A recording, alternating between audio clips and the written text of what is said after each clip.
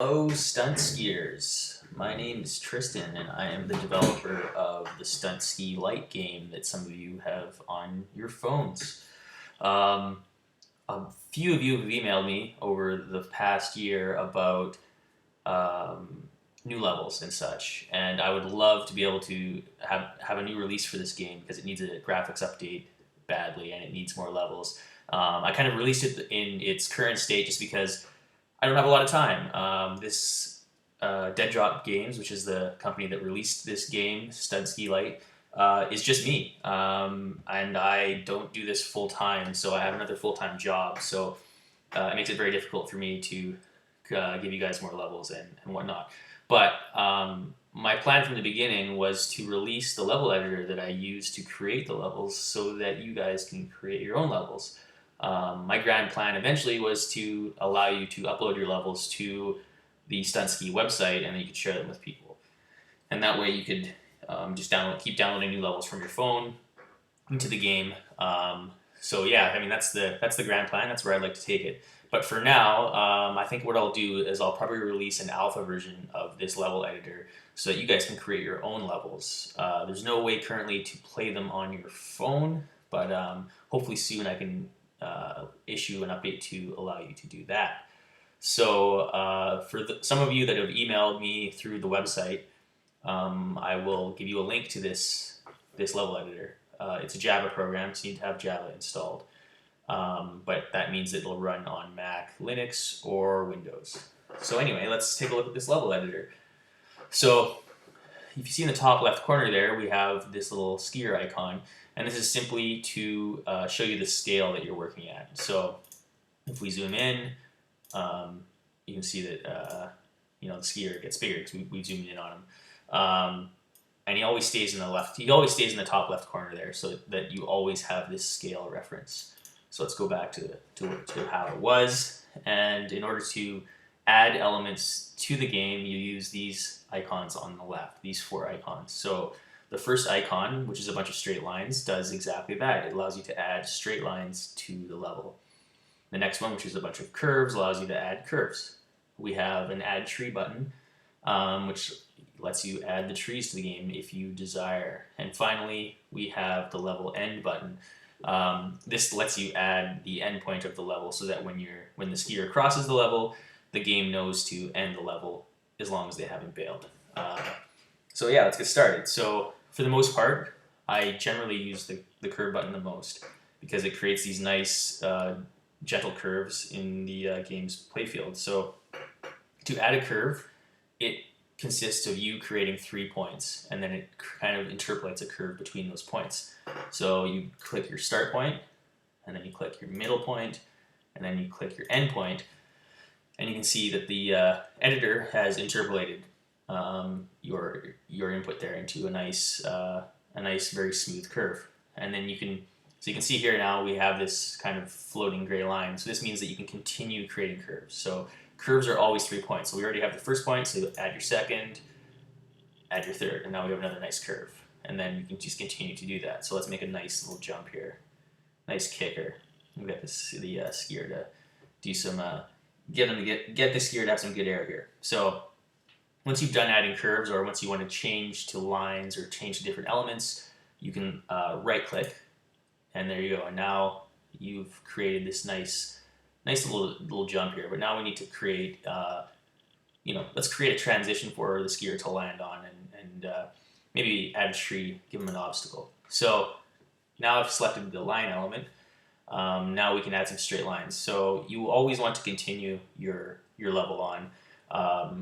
I think the game does support, you could add like another element out here, and there would just be this, in this area here, there would just be a gap. But I wouldn't recommend doing that because if the skier falls off the edge of the world, the simulation currently doesn't check for that. So your skier will just continue to fall forever until you quit the level. So I guess now is a good time to show you how we can delete elements. So to select elements, what I just did was I clicked the button, the select button, and then if you hover over an element, you can see that your icon changes to a hand, and you can click on that. And once you click on the element, you actually get a representation of that element's points in the right-hand side, and you could manually change these points if you wanted to do some fine-tuning. Um, so yeah, there you go. You can see that, once you click on these values, they change in real time. But we want to delete this item. So now that we have this item selected, we can go over to the left side here and you can see this, there's the delete icon. And once you do that, that icon is deleted. So let's create a tabletop jump here. So I'm going to click the select line. I'm going to do a straight line across. Do a nice little kicker into a tabletop. Right click to stop adding more elements. And then let's give them a nice transition here. So continue with the element on, and let's do a nice curve. There we go. So now the skier, hopefully will get enough air to clear that tabletop, and then hopefully has a nice transition to land on. So, and then now we can move the editor around. Whoops.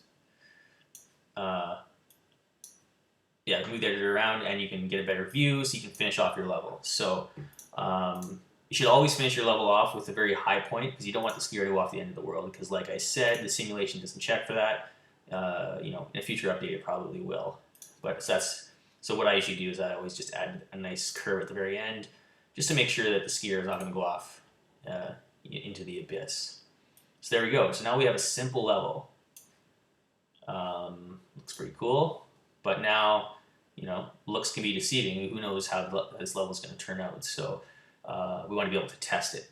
So in the top icon bar here, at the very end, on the very far right, we have the test level button. And this will actually convert the level into something that the game understands and launches the game. So for those of you that played the game before, this should look very familiar. It is literally the exact same game, but now it's playing on your desktop. And so to start the level, you just kind of click in there. Whoops, I've already kind of messed it up. But anyway, we can start again. So let's see if we can get him to do this level and hopefully get him some big air. So that first little transition there is a little dicey. Oh.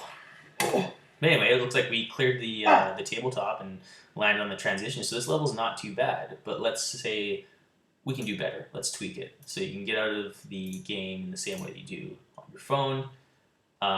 So now you can go back here and we can modify these elements. So once you've found an element that you want to modify, you can actually move the points around it, and you can see it change in real time. So for example, that first little thing was pretty steep, so we can try to make this less steep.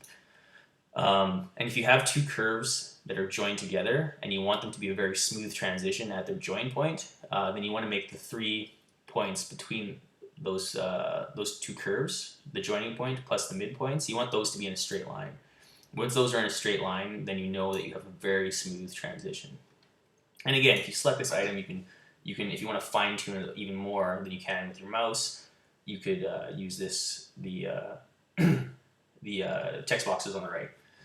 So we've kind of just smoothed that out a bit. Maybe we should make it a little less steep even. So let's just try to get as smooth as possible.